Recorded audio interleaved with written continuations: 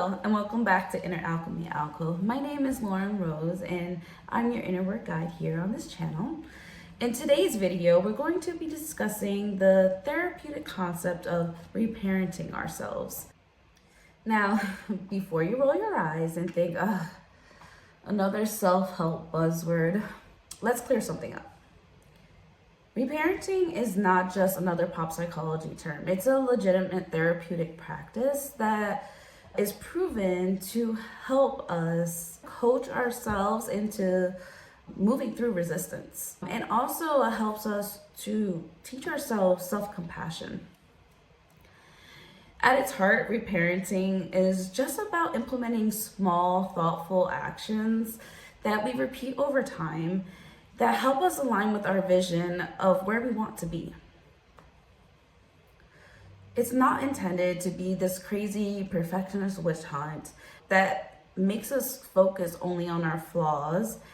It's about showing up with a little bit more care and intention every single day.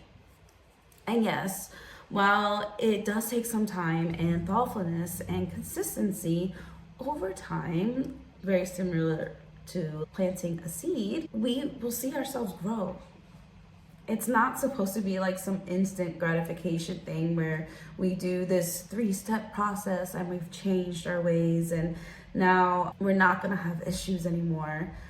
I wish it was that simple, but it's just trying to do a little bit better than we did yesterday. If you're interested in learning more about yourself and how you can move through resistance with reparenting, I invite you to get comfortable and grab a snack and drink, and let's dive in. So what exactly is reparenting? At its core, it's about giving yourself what you needed as a child but may not have received consistently. Whether that's validation, structure, or unconditional love, it's about becoming the loving, wise, and firm parent to your inner child that you may not have ever had.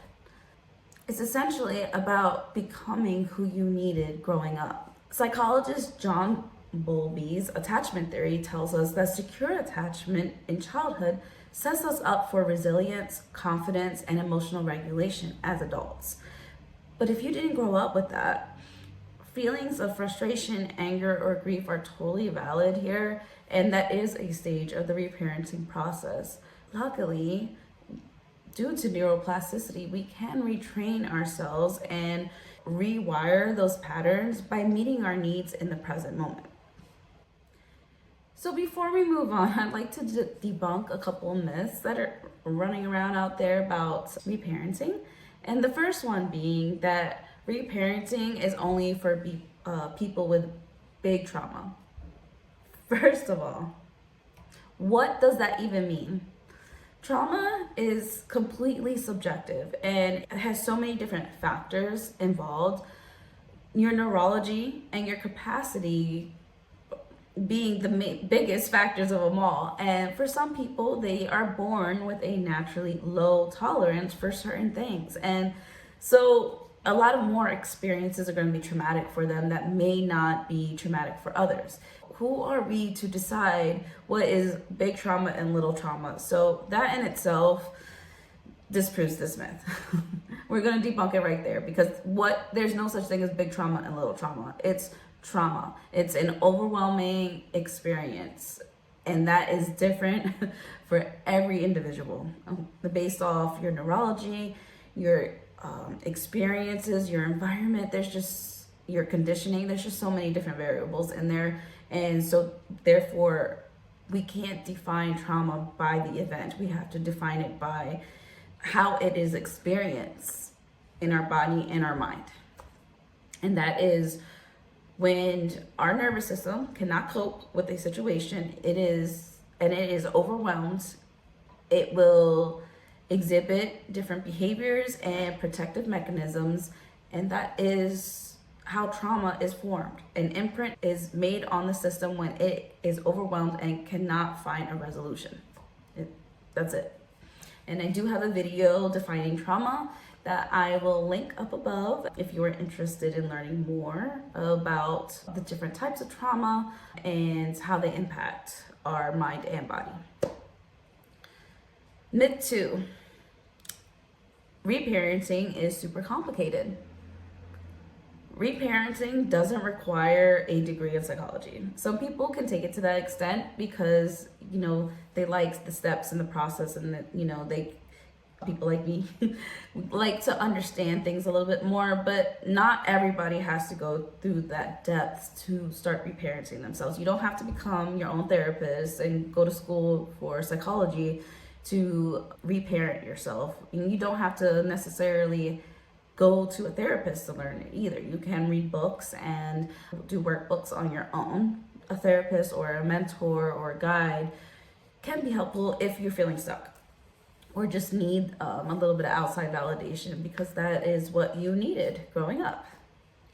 So, like I said, it's all about integrating small and consistent habits that support you and your emotional and physical well-being over time. Myth 3, you have to reparent yourself a certain way. Here's the truth. Reparenting can be messy, and that's okay. Just like parenting a real child, there is no perfect way of going about it. There will be good days and not so good days, and there will be times when you binge eat the ice cream and your inner child wins. There will be days where you're at capacity and you're not going to answer those emails or voicemails or text messages, and that's okay. The key isn't perfection, it's intention. Every time you catch yourself offering kindness instead of criticism, when you make those mistakes and when your different parts, when you allow them to have a moment to, be center stage, it's not something to criticize. It's not a weakness. It's you holding space for a part of you. And there is nothing wrong with that. It's important. You don't want to suppress all your parts. You want them to come up because there's messages and wisdom there.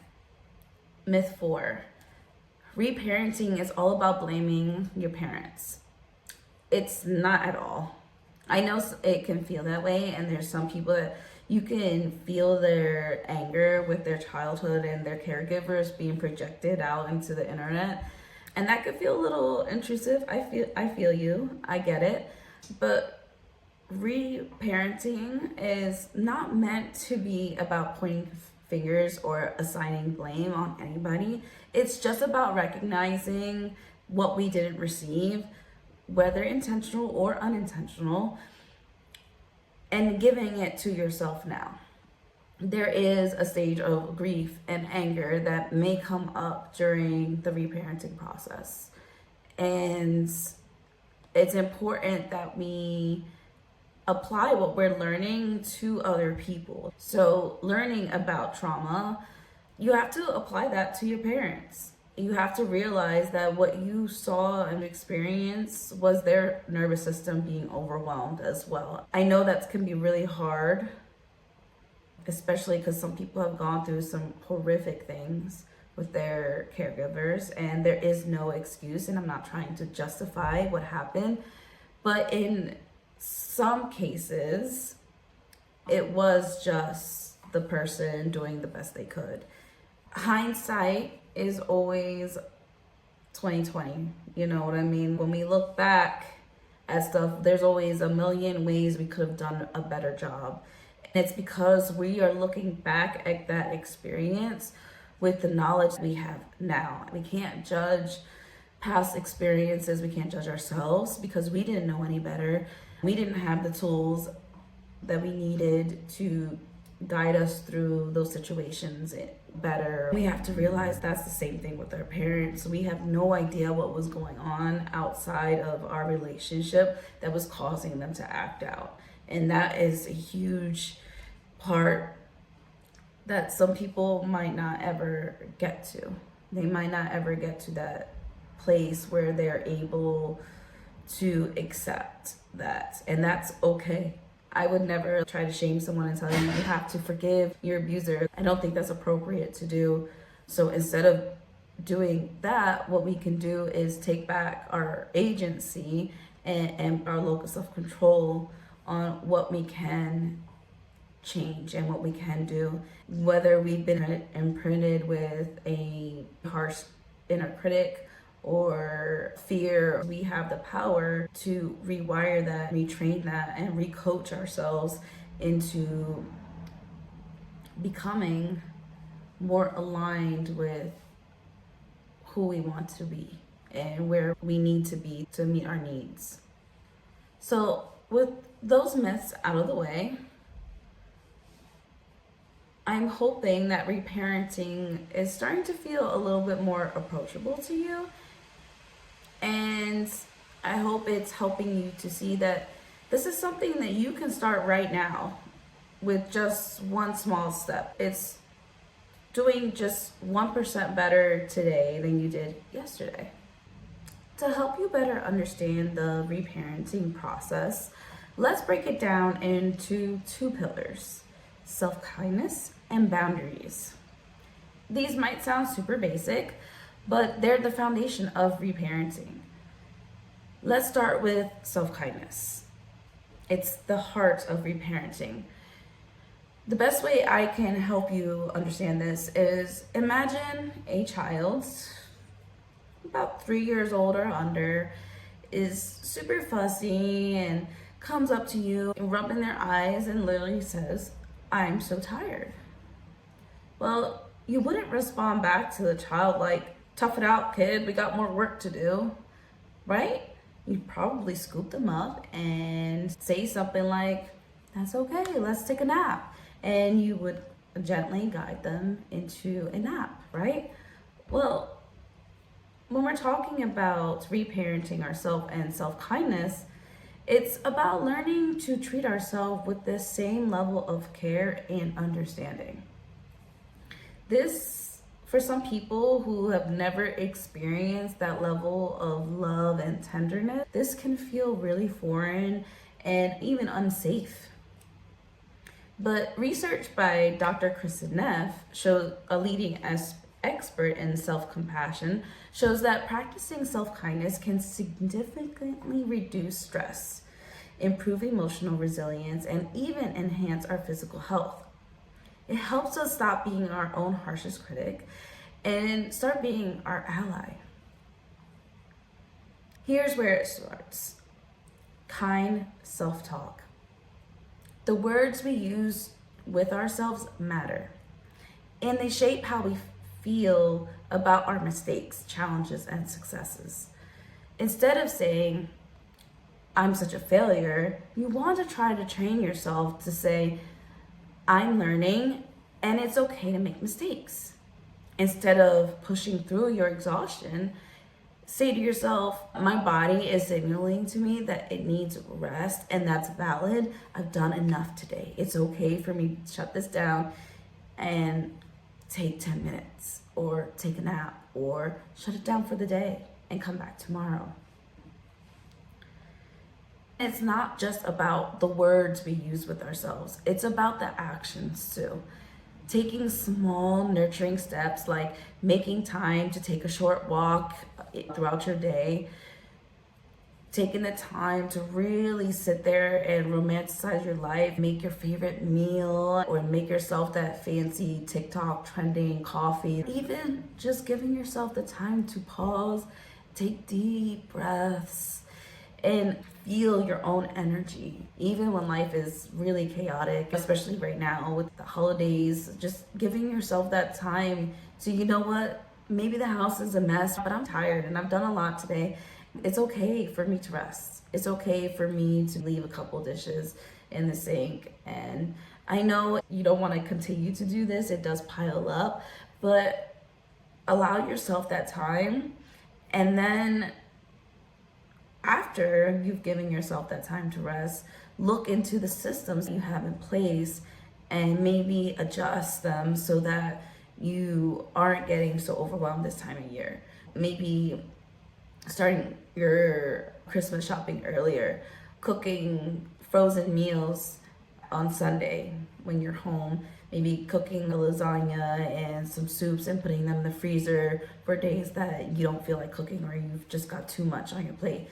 These are all things that we can do to help ourselves reparent ourselves and regain our sense of agency over our lives, because let's face it, living with trauma is super disempowering, especially when a lot of people focus so much on all the things that we can't do and how messed up we are and how sick we are and how much pain we're in. I get it, it's validating and I'm grateful for it, but okay, so like what do we do about it now, right? At a certain point, it's like, okay, I'm tired of validating my feelings. What can I do to stop feeling this way? Reparenting yourself into agency, self-agency, and meeting your own needs is how we overcome that. These little gestures of meeting your needs and the self-talk and actually putting action to it all tell your nervous system that you're safe, you're cared for, and you matter. Because you do. Next up, we have boundaries, which is pretty much essentially the equivalent of saying, that's enough for now. Think of boundaries as invisible shields that protect your energy and allow you to prioritize your needs. Dr. Brené Brown emphasizes that boundaries are essential for healthy relationships and emotional well-being. Without them, we risk overextending ourselves and feeling burnt out or resentful. With them, we cultivate trust and mutual respect, not just with others, but with ourselves too. Here's a way to practice. Start with small, manageable boundaries and communicate them kindly but firmly. Examples like, you know what, I'd love to help you, but I'm at capacity right now. I have a lot of commitments. Maybe next time. Or actually, I can't stay late tonight, but I'm happy to help you tomorrow. Setting boundaries isn't just about saying no to others, it's also about saying yes to yourself. Maybe that looks like scheduling some downtime into your to-do lists, your actual daily schedule, or making sure that you log off work on time because you know you tend to take that home with you, or protecting your mornings for something you enjoy like journaling, exercising, or 10 minutes of coffee completely by yourself. That's something that has been huge for me personally. I'm a night person. I prefer to stay up all night. I get so much work done because there's no one bothering me and needing something from me, right? But it's not conducive to my health. So part of reparenting myself is rewiring my system to wake up earlier.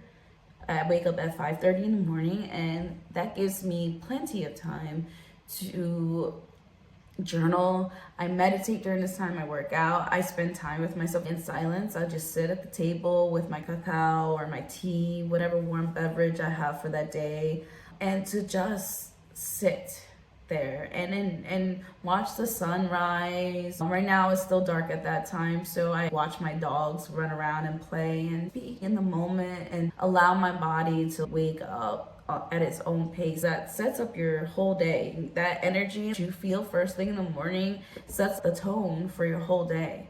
I have found that waking up early and giving myself plenty of time to ease into my day. I don't even do a strenuous workout in the morning anymore. I used to do like a crazy HIIT workout, and yeah, it would wake me up and make me feel super energized, but then that energy I was kind of pushing onto others that go, too much agency.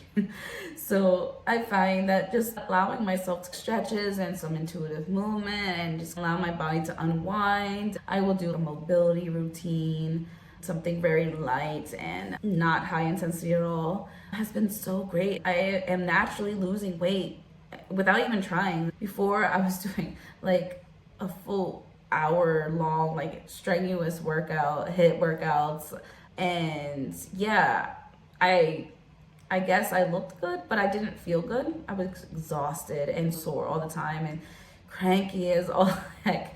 Now that I'm taking it slow and easy, I'm still losing weight. I'm seeing the muscle and I'm feeling the strength. But I don't have as much downtime. I don't feel the need to take a nap in the middle of the day. So I don't feel a need to take a nap in the middle of the day. I don't feel like I have to say no or dread doing something active because I'm so sore from working out too hard in the morning.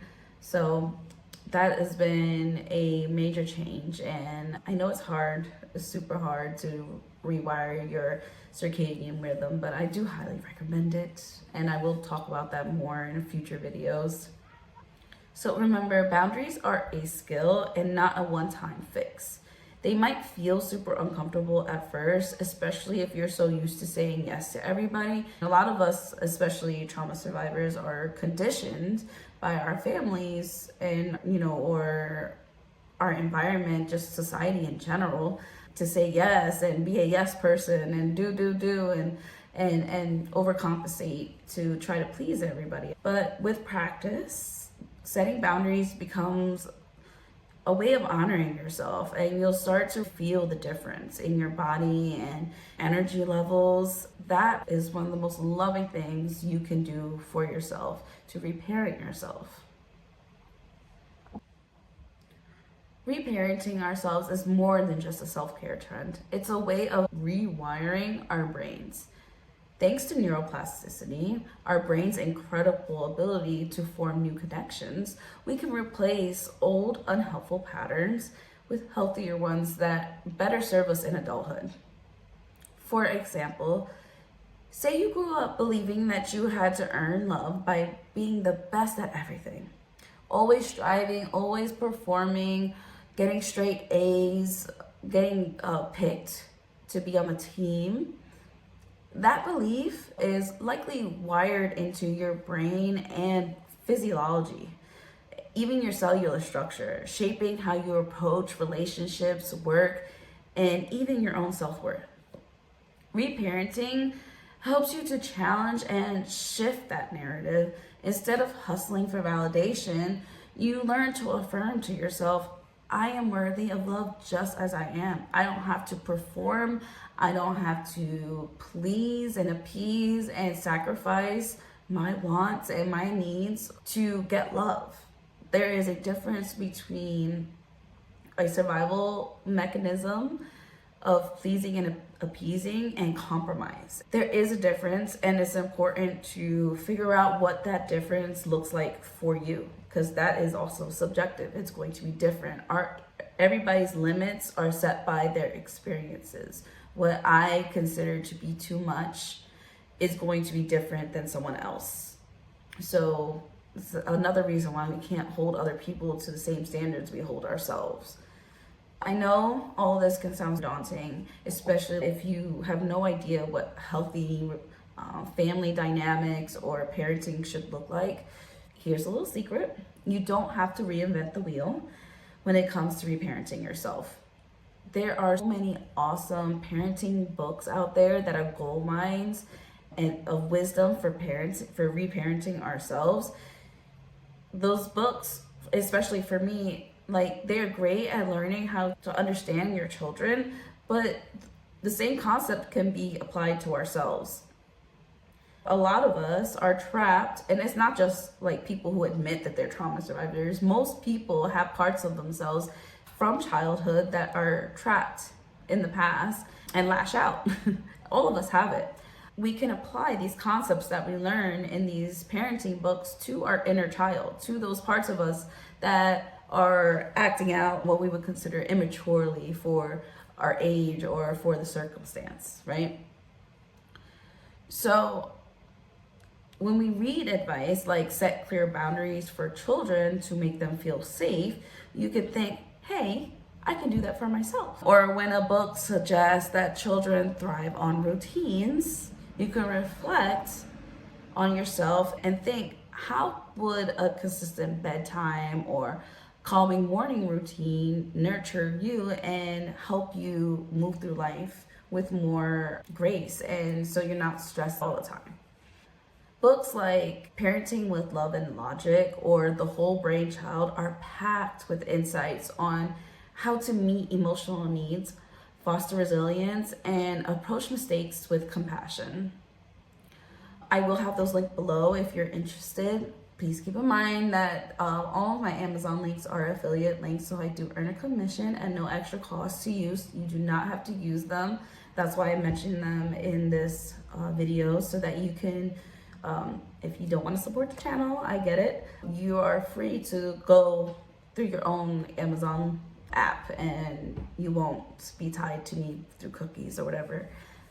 It's important to keep in mind that parenting ourselves is not about perfection. It's about connecting with ourselves, guiding ourselves, and showing up for ourselves consistently. I mentioned it briefly earlier, but I wanted to be very transparent with you. I know I am good at putting a positive spin on things, but I also want to explain that sometimes when we're reading those child or parenting books, it can bring up a lot of emotions and thoughts, and it's not all sunshine and affirmations and patting ourselves on the back, although those are part of it.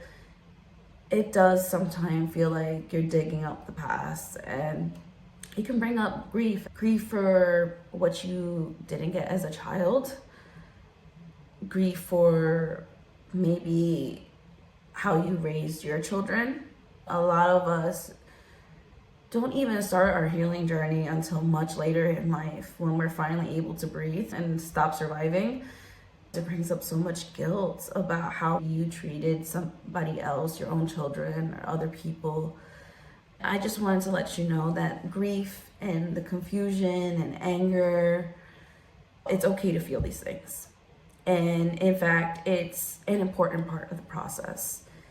Oftentimes it can feel super frustrating. Like, why is it so hard to talk to myself, kindly? Why is it so hard for me to be compassionate or kind to other people? Or why do I continue to snap out on my kids? They're just kids and I know that they're innocent. All of this frustration is completely normal, and it's important to remember that although these patterns are deeply ingrained in us, we can unlearn them and rewire them. Everybody has had times where they didn't handle a situation the way they wanted to, or hurt somebody they loved.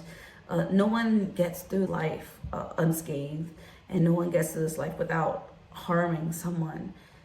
Healing and life is not like a linear journey. It's as much as we wish it was. Like, we see in the story tales where the story goes from one place to the end. I prefer to look at life more like the hero's journey, where we start out as the fool and we go on this journey, and then at the end we cycle back and we're the fool again.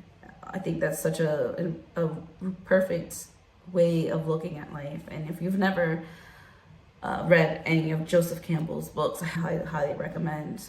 They really helped me. Not only, like, I know we're talking about reparenting ourselves, but I think understanding and having perspective is part of that as well.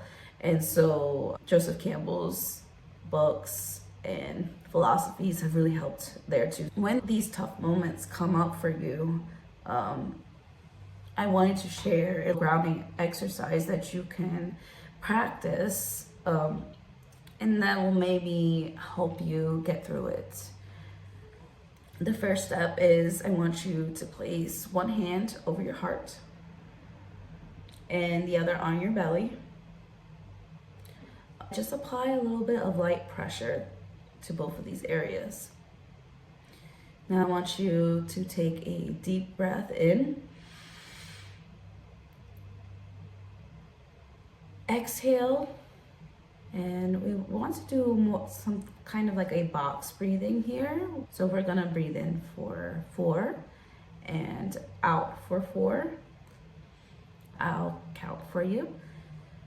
Breathe in, 2, 3, 4, and out, 2, 3, 4. Breathe in, 2, 3, 4, and out. 2, 3, 4. Lovely. Now, as you're breathing in and out, say to yourself, either out loud or in your head, I'm here for you. I'm listening. What this practice does is it invites you to self-connect. This is a good practice to do when you're feeling overwhelmed or when your emotions are spiraling in as you're reading these parenting books, or learning more about what happened to you and going through the healing process. You're holding space for yourself. You're connecting with yourself and holding yourself and allowing the parts of you that resonate with what's being said or that's being triggered by what's being said, and you're reassuring them and letting them know that there is somebody here listening and that cares about how you're feeling. Because sometimes it feels like no one cares, and sometimes that is our reality. It's not something that we're just feeling. We legitimately don't have people around us that have the capacity to care about our situation the way we need. So we have to be that person for ourselves. Reconnecting with yourself is a way to anchor yourself in the present and give your inner child the reassurance they need. Reparenting is not about erasing the past or tearing our parents apart or ourselves apart for how we reacted in the past or our behavior, or even worse, pretending it didn't happen and that our life isn't impacted by our past. It's about creating a better present and future for little you. One where you feel seen, heard, and loved. It's about becoming your own safe space, creating a safe space within your body and within your mind. Becoming a person that your inner child can turn to for comfort, guidance, and care. And that in itself is so incredibly powerful. It's a skill that I so desperately wish I could teach to every person that comes to me, because it's one of my greatest skills. It's actually the reason why I get into so many conflicts with other people. When you have learned to calm your inner critic and it becomes your inner coach, you become unstoppable. You become unbothered, and that really bothers other people. As much as it bothers other people, it sets you free in so many ways. So take a deep breath, start small, and ask yourself, what do I need today? Then give it to yourself freely, without guilt. You deserve that. Thank you so much for joining me today. Remember, reparenting is a journey, not a destination, just like with everything when it comes to healing. If this message resonated with you today, go ahead and drop a comment below and let me know how you're planning to reparent yourself this week. Don't forget to like, subscribe, and hit that notification bell so you don't miss out on any future videos.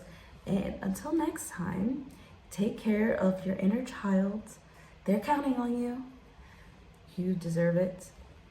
I'll see you soon. Bye.